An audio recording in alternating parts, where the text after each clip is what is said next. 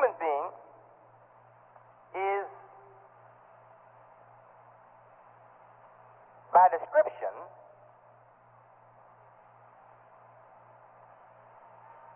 spiritual force, spiritual life. Spiritual force, spiritual life.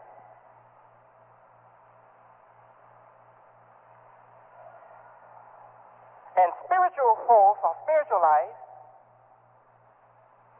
is like the air and like the water. Water needs a container, and air is controlled by temperature and friction.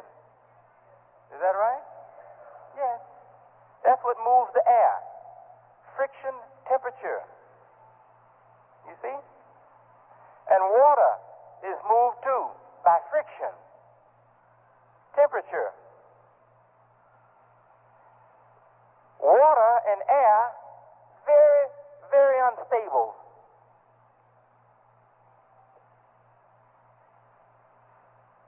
If you don't carry the water in the glass very carefully, you might spill it. The least touch on the surface disturbs the whole surface. You just touch the surface, and the nervous ripples go all through the surface. You see? Now, life is delicate like that. Life is delicate like water, and life is uncontrollable, unruly like air. But that life can also get such great discipline, such great understanding, such great discipline, that it can hold itself. Does the ice quiver at the touch?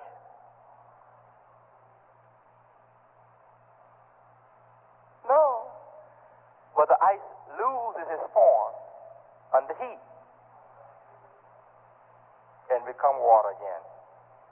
Right? The wind, if you can bottle it, it will stay there. Right? Yeah. You know the old movies that used to show the genie in the bottle? As long as that genie was locked up in the bottle, he's safe. No disturbance, no trouble. You never heard a genie speak from the bottle. Say, hey, when you gonna take me out of the bottle? The genie never speaks from the bottle. He's silent in the bottle. No trouble. But when you open the bottle, then he speaks. What do you want?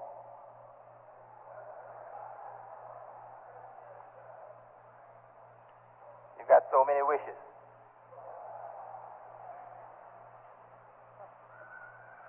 You open the bottle, you see? Human aspirations are like that. So these stories, fiction,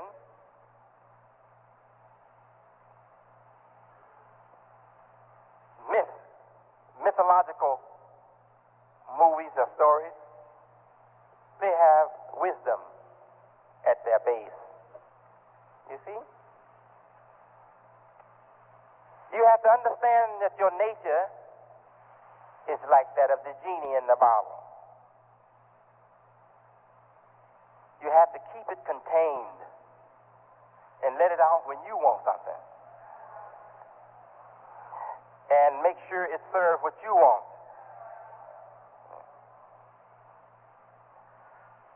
If you don't have any wishes, you don't tell the genie, okay, I don't have any wishes, forget it.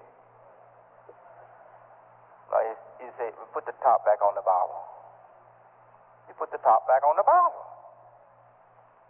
So your own aspirations, if you don't control your own aspirations, direct your aspirations, and a way to improve your whole life, your life of society, then your aspirations become like the wind, become like the open air. They are not controlled. They're controlled by the friction in the air. Somebody over here make a friction and send your aspiration in another direction. Isn't this characteristic of the aspirations of most of our people? The aspiration is just like free air. Free air. They hear friction over here in the news, friction over here in the media, or friction over there in the neighborhood, and that's enough to send their aspirations in another direction. Oh, yes. Then there's some, they just can't stand any change of temperature. Change of temperature change their aspirations. As the air is heated up, start blowing every which way. Cool down, you're liable to have thunder, earthquakes, everything.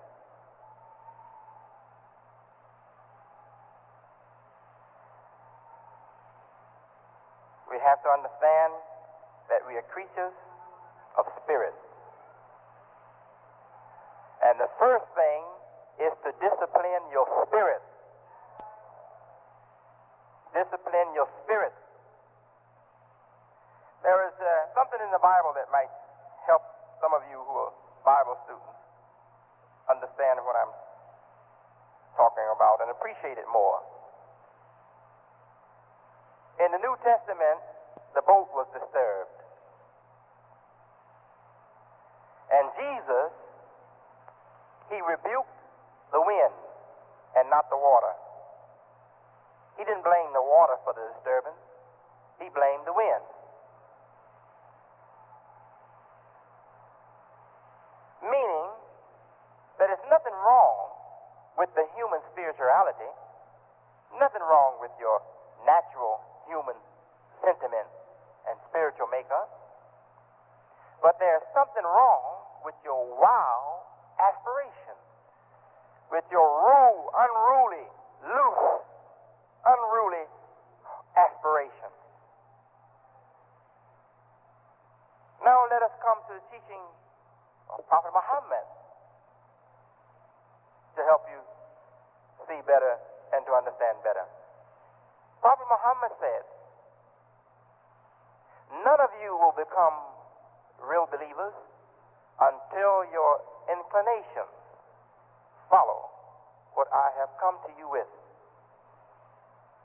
You have to discipline your inclination. Discipline your aspiration.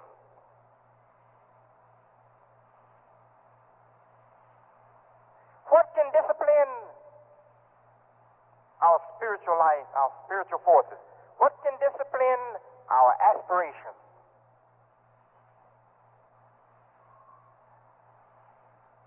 Anything superior to